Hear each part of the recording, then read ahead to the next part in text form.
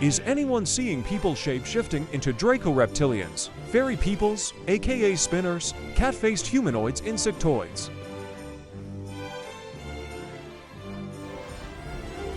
The different types of ET groups or alien groups on Earth right now, and what do they want from us? The different types of ET groups or alien groups on Earth right now, and what do they want from us? The different types of ET groups or alien groups on Earth right now, and what do they want from us? The first and most notorious, Draco-Reptilian. The second most notorious, Zeta Gray or Zeta Reticuli. The third most famous, not necessarily notorious, the Palladians. The fourth most famous and most misunderstood is the Anunnaki. The fifth most notorious, insectoids or mantis beings. And the fifth, tall whites or tall white aliens. Now, there are many more ET groups on Earth, but those are like really, really small subcategories that really don't have much to do with Earth, so I'm not going to include them. But those aliens that I just showed are the key players to what is going on Earth right now. Most of those aliens are considered the Orion group. They come from the Orion constellation. Essentially, Earth has been colonized by them. This is why I recommend everybody watch the movie Avatar. They put the truth in your face. We used to be like the Na'vi people before the Orion group came and genetically effed us over. There's this whole saying that the Anunnaki created us. No, they did not. The Anunnaki, which are actually higher dimensional light beings, they can, shift from dimensions. They are very, very technologically advanced. They de-evolved us. They degraded our DNA. You know the whole biblical story of, I think, was it Satan or Lucifer? Like they were jealous of God's creation. They were jealous of humans. Where do you think that lore came from? The Anunnaki were jealous of us. These Orion groups are called the fallen angelics because they are fallen angles of light. Fallen angles, fallen angels. See, in life, we all have free will. It doesn't matter if you're human or you're an extraterrestrial. They were the light beings that chose a fallen consciousness. They chose the material realm. They chose chaos.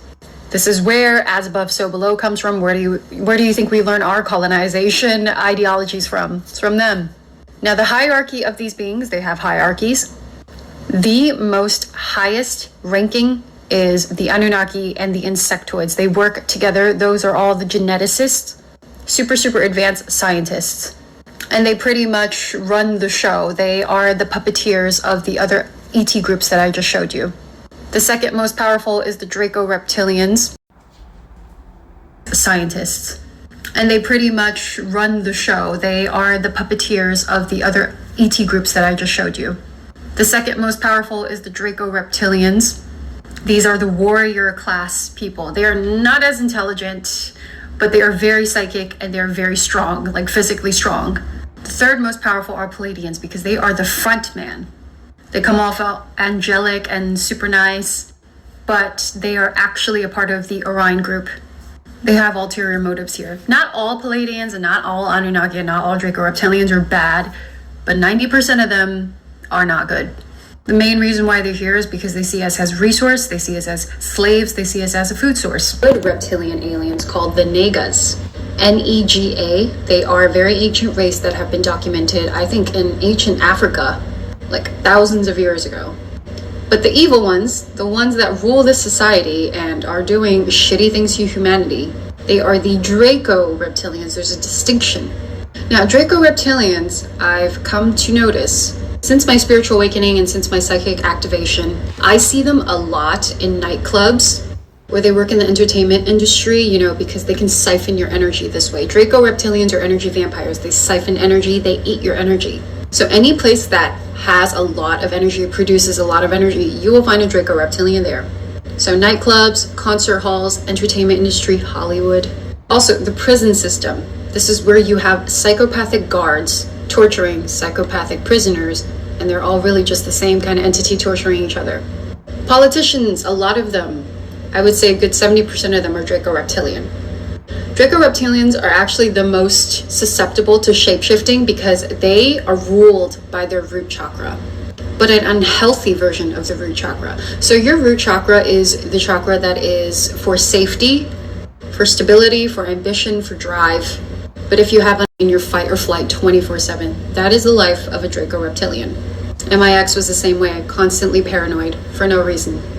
So because they're always living in their fight or flight, they can shapeshift very easily because they allow their emotions to consume them. And when they get fearful or when they get really angry and agitated, their morphogenetic field is going to get weak and you will see their true form. Now, what I mean by morphogenetic field is that, you know, through this study of modern physics, especially quantum physics and the theory of holographic universe, they are theorizing that, you know, nothing is truly solid. I mean, we pretty much knew this in old day physics as well. But the holographic universe means that everything is a hologram, right? Nothing is truly solid. So that means your form can also change. And with all this talks of, oh, your higher self, you know, the spiritual community keeps saying your higher self or different versions of yourself. When you see somebody shapeshift and turn into a different entity, you're just seeing them at another vibration or another dimension. That's what they look like in their true form in another dimension. See, our perception is bound to the 3D, well, unless you're psychic. But once you surpass the limitations of the 3D, you will see that person for what they truly are. And if you're psychic, you will see that I'm an insectoid being. Comment if you're also a part of the insectoid starseed group. But like I said, reptilians, they pretty much rule politics, the policing system, the entertainment.